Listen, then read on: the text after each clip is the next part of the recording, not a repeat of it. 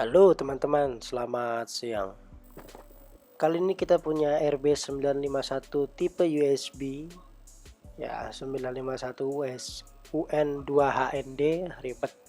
Pokoknya adalah 951 versi USB-nya, sebuah router board dengan internal WiFi dan satu slot USB yang dapat kita gunakan sebagai sumber internet menggunakan modem maupun sebagai storage tambahan sebagai pokoknya bisa dipakai buat storage untuk file sharing.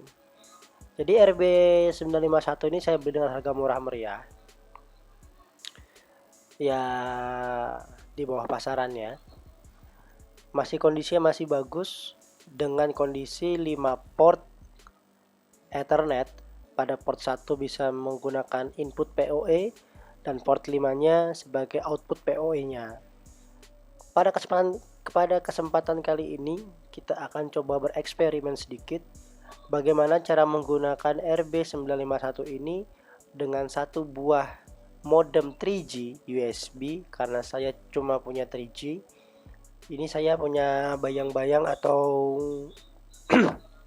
seperti impian gimana caranya saya buat RT/RW net atau jual internet voucher tanpa harus ada ISP kabel, dan ini bisa dibawa kemana-mana.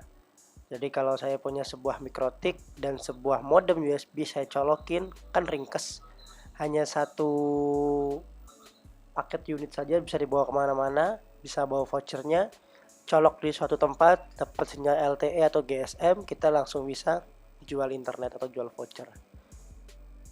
Jadi mengandalkan sumber internet dari USB stick yang akan kita pasangkan dengan provider yang saya gunakan adalah Telkomsel Bayu dengan speed rata-rata 2-5 mega. Mungkin kalau pakai yang 4G bisa lebih bagus. Cuma kita akan hanya eksperimen, kita akan coba menggunakan yang tipe 3G-nya.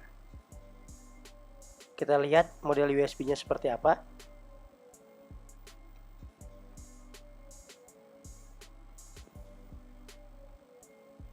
Nah, ini adalah model USB stick modem 3G yang akan kita gunakan. Dari 4 modem yang saya punya, hanya modem jelek inilah yang bisa terbaca pada Mikrotik RB951 tipe USB.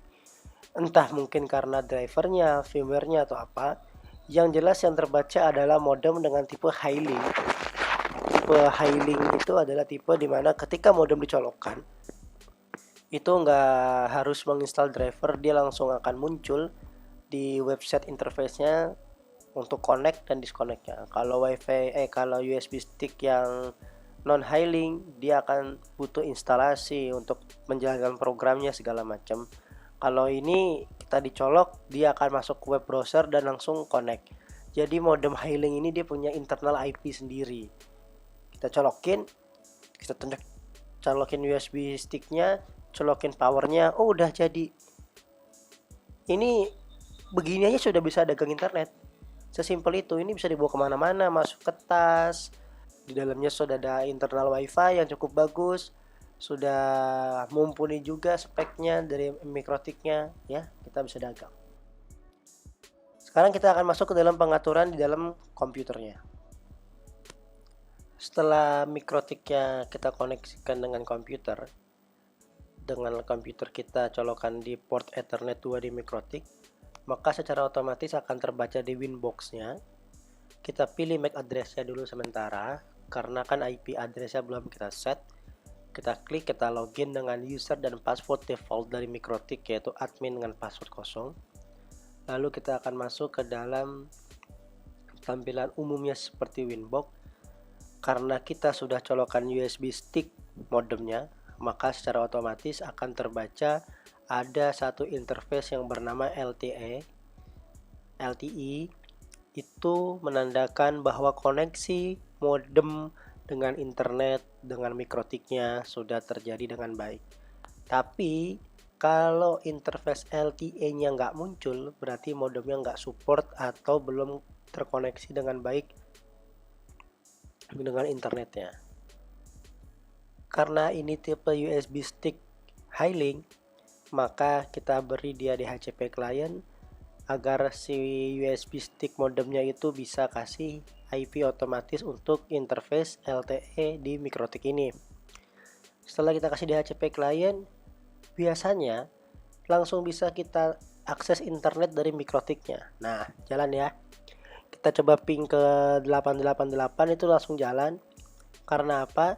Karena secara otomatis modemnya tadi sudah mengkoneksikan dirinya ke sebuah jaringan Telkomsel dan kita mendapatkan DHCP dari modemnya. Karena IP modemnya itu biasanya 192.168.8.1. Kalau kita pakai DHCP berarti kita ada di grup 8.0. Setelah interface LTE berhasil terkoneksi dengan baik ke internet dan Mikrotiknya juga bisa ngeping ke modem internetnya, langkah selanjutnya sama seperti biasa, yaitu langkah-langkah untuk menyeting Mikrotik sampai dengan bisa dibuat hotspot. Kita akan buat sebuah bridge untuk hotspotnya. Kita buat dengan bridge, kita kasih nama hotspot. Kita akan membridge Ether 1, Ether 2, Ether 3, Ether 4, Ether 5 dan Wi-Fi-nya. Jadi semua interface output 5 colokan LAN dan 1 wireless akan kita bridge menjadi satu bridge untuk membuat layanan hotspot vouchernya dengan sumber internet dari LTE. Setelah kita buat bridge-nya, jangan lupa kita tambahkan IP address untuk bridge tersebut. Karena tadi kan IP LTE-nya DHCP client, maka kita harus membuat layanan DHCP server untuk menjalankan hotspot kita. Kita masuk ke IP, lalu kita akan masuk menggunakan menu address dan tambahkan IP-nya untuk bridge hotspot tadi. Kita kasih komen dulu hotspot untuk masing-masing interface yang akan kita gunakan sebagai bridge hotspotnya. Di modul interface kita add, kita tambahkan IP-nya untuk bridge 1, lalu kita buat layanan DHCP servernya untuk bridge hotspot. Di next aja biar cepat kelar. Setelah layanan DHCP server berhasil kita buat, kita setting DNS-nya, kita masukkan server Google, lalu kita centang allow request-nya, kita masuk ke firewall, kita buat NAT-nya dengan SRC NAT dengan X-nya masquerade, kita oke, selesai. Dan saat ini komputer Anda harusnya sudah bisa berselancar di internet dengan cara kita lepas kabelnya dulu dari komputer, lalu kita colok lagi.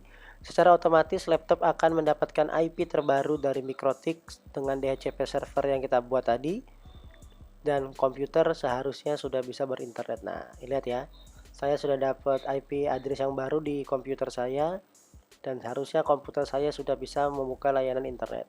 Kita buat layanan hotspotnya seperti biasa. Mungkin teman-teman yang masih pengen lihat cara setting hotspotnya bisa lihat di video saya sebelumnya. Ini saya buat SMTP server sebagai jam waktu. Pengalaman saya waktu pertama kali belajar Mikrotik, ini enggak saya isi waktu yang ngaco. Jadi harusnya orang punya voucher 2 jam, jadi molor 4 jam, 5 jam, atau sebaliknya harusnya dia punya voucher banyak malah jadi sedikit waktu mainnya. Itu banyak dikomplain, ternyata waktunya belum saya setting. Mari kita setting hotspotnya. Sambil disimak, saya kasih nama hotspotnya, lalu saya kasih nama usernya. Biasanya saya kalau konfigurasi hotspot itu hanya sampai sini. Nanti sisanya akan saya lakukan dengan Mihmon. Jadi untuk pembuatan user, limitasi bandwidth, atau penambahan voucher, saya akan buat di Mihmonnya. Kita lihat. Sekarang harusnya saya nggak bisa internetan dan saya harus login biar bisa internetan. Kita akan panggil login page-nya. Nah, sampai sini sudah selesai. Kita tinggal masukkan username yang telah kita buat tadi dan kita klik OK. Tinggal dikonfigurasi lagi halaman loginnya, kita konfigurasi lagi voucher-vouchernya, lalu kita konfigurasi juga limitasi bandwidth dan waktunya. Maka kita sudah selesai setting hotspot di Mikrotik 951 dengan sumber internet sebuah modem USB dengan koneksi GSM Bayu. Jadi kalau mau dagang atau mau buka usaha RT RW net voucheran, nggak usah pusing, mulai aja dulu, yang penting ada alatnya. Dengan alat seperti ini saya bisa buktikan berhasil, bisa dibawa kemana-mana dan fungsinya sama seperti yang menggunakan ISP fiber optik. Begitu dulu teman-teman, semoga videonya bisa membantu menyelesaikan masalah-masalah di lapangan ataupun sebagai pengingat saya di masa depan. Tetaplah belajar, bola hadang tentang menghadang, dan goodbye.